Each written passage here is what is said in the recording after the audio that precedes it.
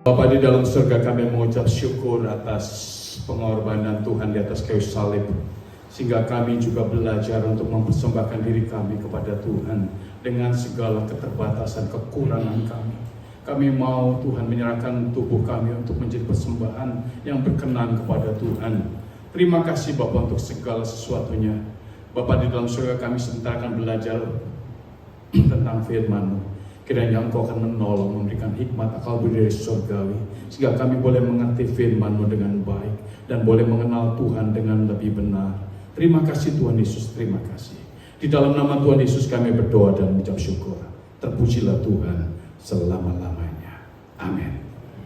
Selamat malam Bapak Ibu Saudara semua. Saya kembali bertugas untuk menyampaikan firman Tuhan pada Jumat malam ini. Kita akan sama-sama belajar mengenai firman Tuhan pada malam hari ini, di mana saya mengambil sebuah judul, yaitu manusia perlu anugerah Allah. Bacaan Alkitab hari ini saya akan bacakan di dalam Efesus pasal 2 ayat 1 sampai 10. Demikian firman Tuhan. Kamu dahulu sudah mati karena pelanggaran-pelanggaran dan dosa-dosamu. Kamu hidup di dalamnya karena kamu mengikuti jalan dunia ini, karena kamu mentaati penguasa kerajaan angkasa, yaitu roh yang sekarang sedang bekerja di antara orang-orang durhaka. Sebenarnya dahulu kami semua juga terhitung di antara mereka, ketika kami hidup di dalam hawa nafsu daging dan menuruti kehendak daging dan pikiran kami yang jahat. Pada dasarnya kami adalah orang-orang yang harus dimurkai sama seperti mereka yang lain. Tetapi Allah yang kaya dengan rahmat, oleh karena kasih-Nya yang besar yang dilimpahkannya kepada kita, telah menghidupkan kita bersama-sama dengan Kristus, sekalipun kita telah mati oleh kesalahan-kesalahan kita. Oleh kasih karunia kamu diselamatkan. Dan di dalam Kristus Yesus Ia telah membangkitkan kita juga dan memberikan tempat bersama-sama dengan Dia di sorga, supaya pada masa yang akan datang Ia menunjukkan kepada kita kekayaan kasih karunia-Nya yang melimpah-limpah sesuai dengan kebaikan-Nya terhadap kita dalam Kristus Yesus. Yang berikutnya ayat 8, sebab karena kasih karunia kamu diselamatkan oleh iman. Itu bukan hasil usahamu, tetapi pemberian Allah. Itu bukan hasil pekerjaanmu. Jangan ada orang yang memegahkan diri. Karena kita ini buatan Allah, diciptakan dalam Kristus Yesus untuk melakukan pekerjaan baik yang dipersiapkan Allah sebelumnya. Ia mau supaya kita hidup di dalamnya. Amin. Bapak Ibu Saudara semua, pada suatu hari saya ada sebuah cerita. Pada suatu hari ada seorang pendeta, dia akan menaiki sebuah menaiki pesawat. Di pintu pesawat, seperti Bapak Ibu Saudara semua ketahui, pilot, pramugara itu menyambut dengan sangat ramah. Termasuk di situ ada seorang pilot wanita yang berbaris di depan bersama-sama dengan para pramugari. Kemudian timbul pikiran iseng dari Pak Pendeta ini. Dia bilang, saya akan coba ini pilot ini. Saya tanya, ketika dia berpapasan dengan pilot tersebut di pintu masuk pesawat itu, Pak Pendeta tanya, usia Anda berapa, Bu Pilot?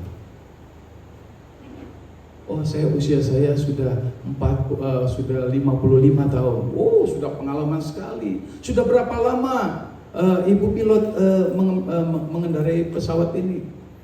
Saya sudah 35 tahun. Oh, luar biasa, sudah berpengalaman ya. Dasar Pak Pendetanya iseng. dan sedikit ingin mencoba, dan ada perasaan kamu sombongnya 35 tahun ya. Aku mau tanya, Bu pilot, apakah Ibu pilot bisa memundurkan pesawat tanpa harus dibantu oleh mobil pendorong dari pesawat? Biasanya kan pesawat kalau mau mundur itu harus didorong. Ibu pilot bisa memundurkan pesawat itu?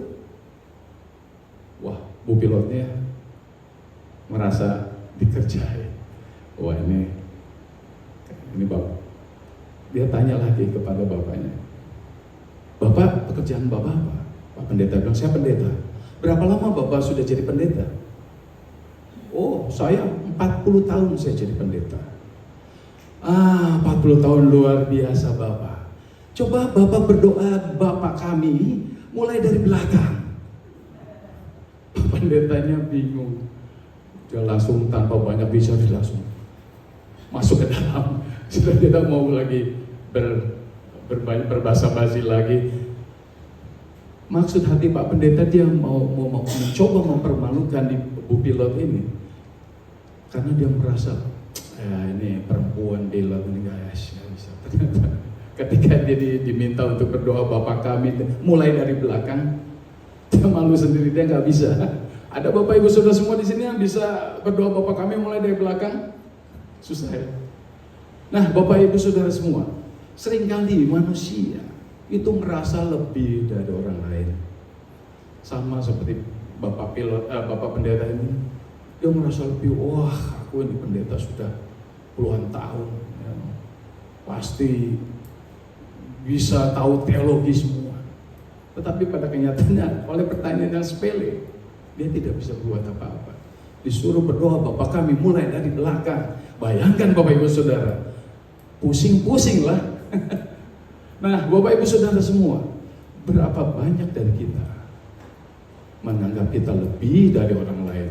Kita menganggap bahwa kita jauh lebih penting dari orang lain. Kita merasa bahwa kita sepertinya tidak mempunyai kekurangan, kelemahan. Ya. Tetapi pada dasarnya manusia itu di hadapan Tuhan sama saja. Ya, semua orang membutuhkan, memerlukan anugerah Allah. Ya, semua orang kaya, miskin, besar, kecil, tua, muda, pilot, pendeta, petani, pedagang, semuanya memerlukan anugerah Allah. Nah, kalau kita semua memerlukan anugerah Tuhan, itu pasti ada sebabnya. Apakah sebabnya? Mengapa kita semua memerlukan anugerah Allah? Di dalam bacaan Efesus pasal 2 ayat 1 ayat sampai 10 tadi, kita akan melihat mengapa manusia memerlukan anugerah Allah. Sebab yang pertama adalah bahwa semua manusia berdosa di hadapan Tuhan. Bapak Ibu Saudara tadi sudah menyimak bacaan tadi dalam ayat yang pertama sampai 3. Bahwa dikatakan di situ oleh Rasul Paulus bahwa ketika kita hidup di luar Kristus, kita mengalami kematian rohani. Kita mati. Dikatakan bahwa kamu dahulu sudah mati karena pelanggaran-pelanggaran dan dosa-dosamu. Orang-orang yang melakukan pelanggaran dan dosa-dosa dikatakan itu mati secara rohani ketika hidup di luar Kristus. Pelanggaran, kenapa dikatakan pelanggaran? Dalam bahasa Yunaninya, dalam bahasa Alkitab aslinya, pelanggaran dituliskan dengan kata paraptoma. Paraptoma artinya melanggar perintah Tuhan. Dan dikatakan apa? Dosa. Dosa dalam arti hamartia di sini ya. Jadi mungkin Bapak Ibu Saudara jadi juga jangan bingung, itu ada beberapa perbedaan kata dosa. Nah, ketika manusia melakukan pelanggaran atau paraptoma itu artinya melanggar perintah firman Tuhan, manusia mati secara rohani. Dan ketika manusia ada di dalam dosa, di dalam hamartia, apa artinya hamartia? Saya pernah jelaskan di dalam online PRT waktu yang lalu. Hamartia artinya meleset dari sasaran. Hidup tidak sesuai dengan standar kesucian Allah. Jadi orang-orang yang melanggar perintah Tuhan, yang hidup tidak sesuai firman Tuhan, dan orang-orang yang tidak sesuai dengan standar kesucian Allah, dia dikatakan mati rohani, hidup di dalam kematian rohani, alias tidak bisa berbuat apa-apa. Artinya apa? Pikiran, kehendak, dan perbuatan kita semuanya jahat. Mungkin Bapak Ibu Saudara yang pernah belajar doktrin keselamatan mengerti masalah ini, yaitu apa? Pikirannya selalu cenderung ingin berpikir yang jahat, membenci orang. Ya. Seperti tadi Pak Pilot, pikirnya sudah belum, Pak Pendeta sudah berpikir negatif tentang orang lain, tentang Ibu Pilot, menghakimi dia. Itulah manusia yang ada di luar Kristus akan mengalami kematian secara rohani. Bapak Ibu Saudara semua, saya beberapa waktu lalu saya berbincang-bincang dengan seorang ibu di gereja ini. Ibu itu menceritakan masalahnya. Dia memiliki masalah membenci mamanya dari sejak kecil. Dari sejak kecil dia benci sama mamanya. Saya tanya, kenapa kamu kok bisa benci? Kamu usia udah sampai 60, saat ini 60-an masih juga membenci. Iya Ben, saya membenci. Mama saya memperlakukan saya nggak baik. Dari kecil saya diperlakukan nggak adil.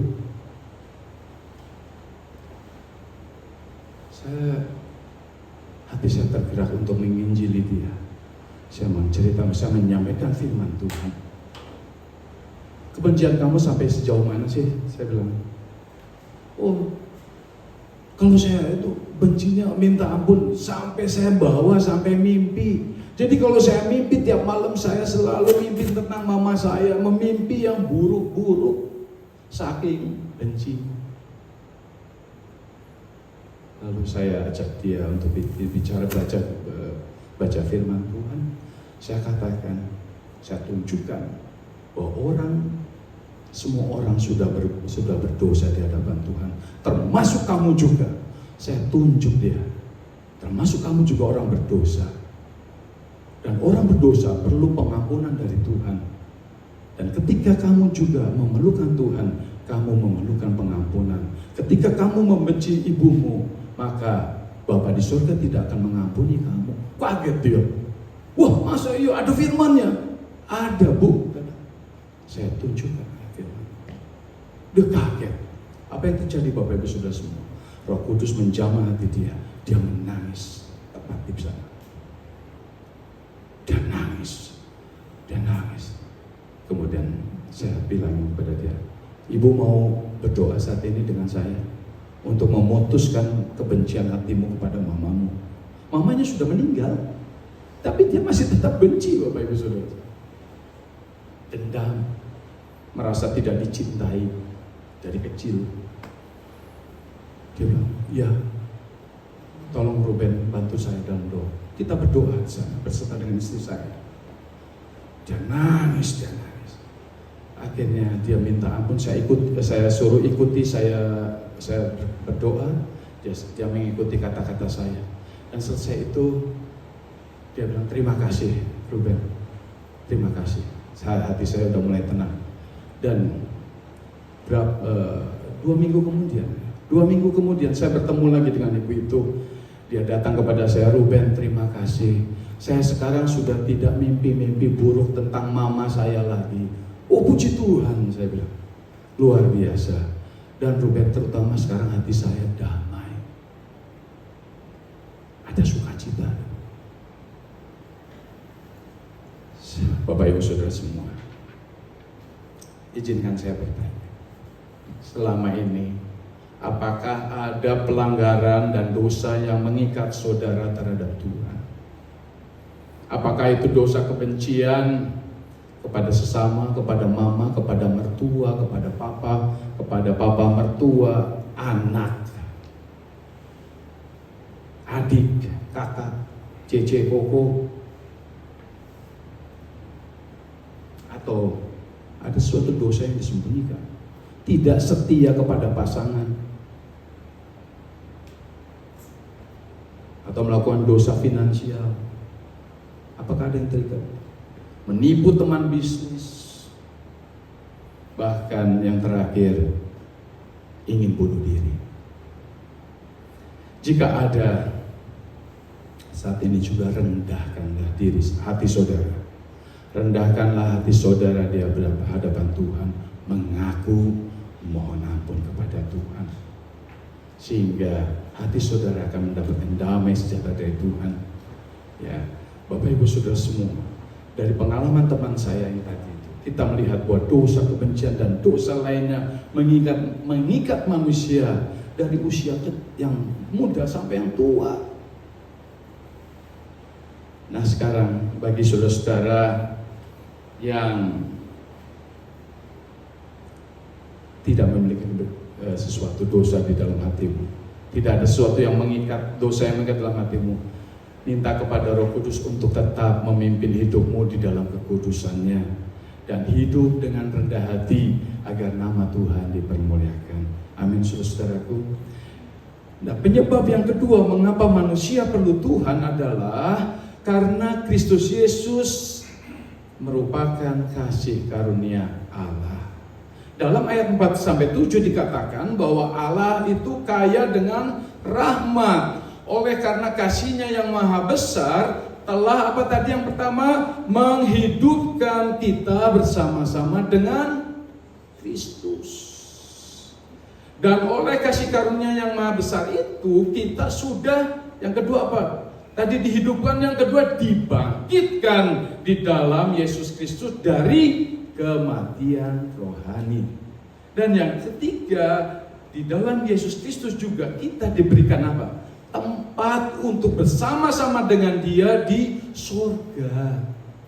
Tujuannya adalah untuk, dalam ayat ke-7 dikatakan tujuannya adalah untuk menunjukkan kepada kita kekayaan kasih karunia yang melimpah sesuai dengan kebaikannya terhadap kita di dalam Kristus Yesus juga. Jadi hal-hal itu menunjukkan bahwa Kristus Yesus adalah pemberian terbesar dari Allah yang memiliki kasih luar biasa kepada manusia berdosa yang selayaknya dimurkai Allah.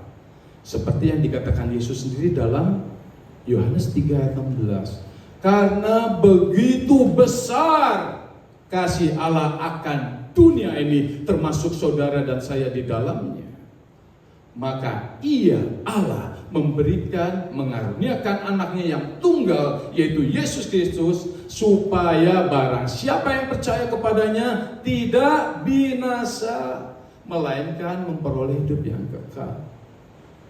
Jadi kita dapat berkata sekarang bahwa Yesus Kristus adalah segalanya bagi kita. Ya, Yesus adalah segalanya bagi kita. Dia adalah karunia, kasih yang sangat besar diberikan kepada kita, yaitu Tuhan Yesus Kristus. Saudara-saudara, saya ada sebuah ilustrasi. Ada satu percakapan suami istri, namanya Kang Sueb dengan Ici. Kang Sueb ini udah lama nggak pernah kasih kado sejak dari menikah. Yang terakhir pada waktu dia mau melamar, dia kasih kado sama Ici. Nah, suatu hari Kang Sueb ajak istrinya Ici ke suatu rumah makan di suatu restoran. Sambil makan, Ici mengingatkan Kang Sueb, Kang Sueb, tolong dong, kamu udah lama nggak kasih Ici kado. Kayaknya Kang Sueb kayaknya udah lupa sama saya. Terus Kang Sueb bilang, enggak tuh Ici, Kang Sueb juga sama sayang, masih sayang sama Neng Ici. Akang pasti akan memberi kado sama Neng Ici. Terus Neng Ici ya namanya perempuan ya, kalau dia mau dijanjiin mau dikasih dia, kok ya mungkin Bapak Ibu Saudara ya, kita semua ngalami kalau istri kita janji sesuatu jadi baik-baik. Demikian juga Ici. Aduh, kamu suami yang baik. Tapi kalau boleh, Ici penasaran nih Kang, hadiahnya apa sih buat Neng Ici? Terus Kang Sueb tolak-tolak di luar halaman restoran, dia melihat sebuah mobil merah. Dia bilang, Ci, sini Ci. Tuh lihat tuh di luar. Ada apa itu? Aduh, Akang mah suami yang baik, dipeluk. Luar biasa Akang, aduh Ici cinta banget sama Akang. Iya Ci, katanya, beneran nih Kang? Iya, bener dong sayang. Akang mau membelikan pakaian tidur warna merah seperti mobil itu. Ici langsung lemes, Bapak Ibu Saudara semua. Bapak Ibu Saudara semua, kita juga sering mengalami seperti Ici ya. Seringkali kita udah memiliki harapan yang besar sekali. Kita maunya dijanjikan oleh orang-orang yang kita cintai, oleh orang-orang yang kita hormati, mau diberikan sesuatu yang wah gitu. Tetapi pada kenyataan kita kecewa. Tetapi saudara tahu, hal itu berbeda dengan apa yang dilakukan Allah Bapa bagi kita, orang-orang yang seharusnya dimurkai dan dihukum. Allah Bapa alih-alih dia mau menghukum seperti Roma 6 ayat 23 bahwa setiap orang berdosa itu mendapat upahnya yang adalah maut. Allah Bapa malah apa? Memberikan Tuhan Yesus seperti di dalam Yohanes 3 ayat 16 tadi. Untuk apa? Untuk menyelamatkan dunia ini, untuk menyelamatkan saudara dan saya. Sehingga barang siapa yang percaya kepada Tuhan Yesus yang adalah pemberian Allah yang terbesar itu, dia akan diselamatkan. Bapak Ibu Saudara semua, pertanyaan saya, apakah Bapak Ibu Saudara semua pernah mengalami kekecewaan terhadap orang-orang yang saudara hormati atau cintai? Orang tua, teman, atau bahkan mungkin pemimpin-pemimpin spiritual saudara? Jika iya, terimalah pemberian Allah yang terbesar, yaitu Yesus Kristus. Termasuk saudara-saudara yang ada di rumah juga, yang sedang menonton PRT online ini. Yesus Kristus lebih dari segalanya. Jika saudara menerimanya, maka saudara akan memperoleh keselamatan kekal. Saudara tidak akan dikecewakannya. Sukacita dan damai sejahtera dari Bapa Surgawi akan memenuhi hati saudara. Dan bagi saudara yang telah percaya dan menerima Tuhan Yesus, bersyukurlah pada Bapa atas kasih karunia yang maha besar itu. Ya, beritakanlah tentang Tuhan Yesus sebagai hadiah terbesar dari Bapa Surgawi kepada orang-orang yang belum percaya. Puji Tuhan. Nah, apa penyebab yang ketiga? Bahwa manusia memerlukan anugerah Allah. Yang ketiga adalah karena apa? Manusia diselamatkan hanya oleh iman. Dalam ayat 8-10 dikatakan bahwa karena kasih karunia Allah lah kita memperoleh keselamatan kekal melalui iman percaya kepada Yesus Kristus. Mengapa? Karena iman itu adil bagi setiap orang, tua, muda, kecil, besar, kaya, miskin, Semuanya boleh percaya beriman kepada Tuhan Yesus, sehingga boleh mendapatkan jaminan yang pasti tentang keselamatan kekal. Dikatakan ayat selanjutnya bahwa hal itu bukan usaha kita, itu bukan hasil pekerjaan kita.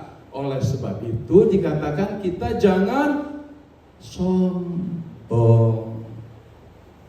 Jangan merasa lebih baik dari orang lain, karena kita semua adalah orang yang berdosa yang tidak dapat mencapai standar kesucian Allah. Jadi tidak boleh ada yang sombong satu orang pun. Itu sebabnya dikatakan bahwa kita diselamatkan karena iman kepada Yesus Kristus. Dan orang-orang yang beriman kepada Yesus Kristus adalah merupakan ciptaan baru Allah. Diciptakan dengan tujuan untuk melakukan perbuatan baik dalam hidupnya. Artinya Allah menghendaki kita untuk melakukan perbuatan baik setelah apa? Setelah memperoleh jaminan keselamatan kekal melalui iman kepada Tuhan Yesus. Bukan sebaliknya, melakukan perbuatan baik untuk memperoleh keselamatan kekal. Hal ini sejajar dengan Titus pasal 3 ayat 5. Saudara bisa baca di rumah. Saudara-saudaraku, perbuatan baik dan usaha-usaha untuk memperoleh keselamatan kekal yang dilakukan manusia akan gagal. Persembahan korban, memberi sedekah, sumbangan, membaca doa ini itu, dan cara-cara ibadah tertentu dan perbuatan-perbuatan baik lainnya tidak menjamin saudara mendapatkan keselamatan kekal. Bahkan orang-orang suci dan aturan-aturan lahiriah gereja pun tidak dapat menyelamatkan manusia berdosa. Keselamatan kekal kita hanya bergantung kepada iman kepada Tuhan Yesus saja. Mengapa? Kalau ditanya saudara sama orang-orang yang belum beriman, mengapa? Karena pertama, Kristuslah yang menanggung hukuman dosa. Saudara bisa baca di dalam 2 Korintus 5 ayat 21. Yang kedua, Ia adalah juru selamat kita dari dosa. Saudara bisa baca di dalam Yohanes pasal 1 ayat 29. Dan yang ketiga, ini yang penting sekali. Semua syarat keselamatan kekal telah dipenuhi oleh Kristus Yesus sendiri. Satu, Dia hidup sempurna, mati menanggung hukuman dosa dari Allah di atas kayu salib. Dan ketiga, bangkit dari kematian. Saudara bisa tulis juga itu nanti di dalam kertas saudara, mungkin di dalam Ibrani 10 ayat 12, dan dibaca di rumah. Jadi barang siapa percaya dalam hatinya bahwa Allah telah membangkitkan Kristus Yesus dari antara orang mati, akan dibenarkan. Dan barang siapa mengaku dengan mulutnya bahwa Yesus adalah Tuhan, akan diselamatkan. Hal ini sejajar dengan Roma pasal 10 ayat 9 sampai 10. Jadi imanlah, iman kepada Tuhan Yesuslah yang menyelamatkan saudara dan yang memberikan jaminan pasti keselamatan kekal ketika Bapak Ibu saudara meninggal kelak, atau mungkin meninggal malam ini juga. Saudara tidak usah takut. Saudara sudah mendapat jaminan hidup yang kekal. Bapak Ibu saudara semua, saya ada satu ilustrasi mengenai hal ini. Suatu hari di masa lampau, di sebuah desa ada seorang guru spiritual. Dia sering mengajar murid-muridnya di dalam sebuah ruangan. Nah, ketika suatu malam guru spiritual ini mengajar murid-murid, sedang mengajar murid-murid, datang kucing hitam. Kucing hitam masuk, nggak tahu dari mana, dia menyelinap masuk ke situ. Dan guru spiritual ini merasa terganggu karena nyeong gitu ya. Dia bilang sama muridnya, coba murid-muridku tolong ambil itu kucing hitam. Itu ganggu sekali ya. Coba tolong diurusin gitu. Nah, murid-muridnya segera ambil tali, ditangkap kucing itu, diikat talinya. Kemudian diikat di sudut ruangan karena ada tiang. Di tiang sudut ruangan. Tetapi apa yang terjadi saudara-saudara? Setelah pertemuan itu selesai, pertemuan belajar mengajar itu selesai, kucing itu dilepaskan. Kemudian dalam pertemuan berikutnya, kucing itu masuk juga, diikat lagi, diikat di tiang lagi. Hal itu terus menerus terjadi. Sampai akhirnya bertahun-tahun terjadi demikian, sampai beratus-ratus tahun kemudian sang guru pun juga sudah meninggal, sang guru itu. Dan apa yang terjadi?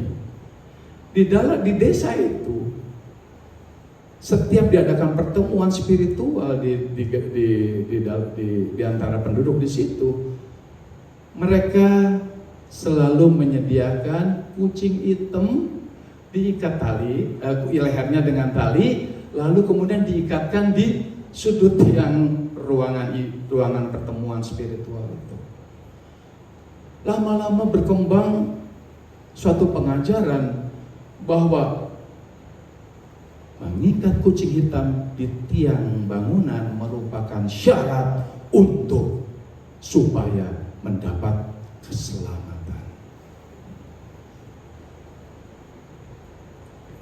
Dan itu terjadi sampai anak cucu mereka dan keturunan-keturunan mereka mengikuti pola itu. Jadi kalau mau acara ibadah, diikat kucing hitam, ikat kemudian di sudut tiang sudut di tiang sudut ruangan. Bapak Ibu Saudara semua, di dalam cerita ilustrasi di atas itu saya ingin menegaskan kepada kita bahwa tata cara ibadah, kebiasaan-kebiasaan spiritual tidak dapat membawa kita kepada keselamatan kekal. Keselamatan kekal hanya melalui iman kepada Yesus Kristus. Seperti dikatakan Tuhan Yesus di dalam Yohanes 14 ayat 6. Bapak Ibu tahu semua ya, ayat terkenal ini dikatakan bahwa tidak ada seorang pun dapat datang kepada Bapa kalau tidak melalui aku. Tuhan Yesus menegaskan hal itu. Nah, Bapak Ibu Saudara semua, izinkan saya bertanya. Apakah saat ini Bapak Ibu Saudara semua, termasuk saudara-saudara yang ada di rumah, sedang mengalami kebimbangan tentang keselamatan kekal? Atau merasa lelah dan putus asa karena selalu gagal dalam melakukan tata cara ibadah agama demi usaha untuk memperoleh keselamatan kekal? Dan saudara-saudara merasa takut untuk dihukum oleh Allah. Saudara takut mengalami siksa kubur katanya. Ketahuilah, jika ia percaya dalam hatimu kepada Tuhan Yesus saat ini juga, sebelum saudara terlambat. Akuilah Yesus Kristus sebagai Tuhan dan Juru Selamat. Bagi saudara-saudara yang sudah percaya kepada Tuhan Yesus, teruslah kerjakan keselamatanmu dengan selalu berbuat baik bagi sesama dan menjadi berkat dimanapun saudara berada, dan kabarkan Injil keselamatan kepada teman-teman, saudara-saudara, tetangga-tetangga yang belum percaya Tuhan Yesus.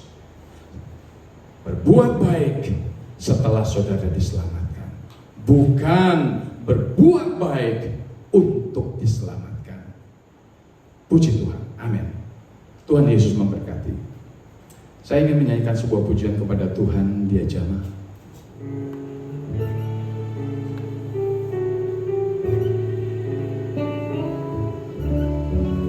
Dia jamah, Dia jamah segenap hidupku dan beri damai di hatiku. Mari kita nyanyikan bersama-sama lagu ini.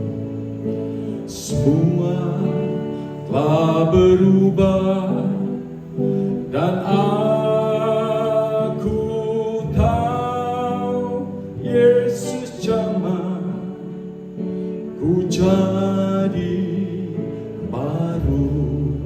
Yesus jamah, Yesus jamah segenap hidupku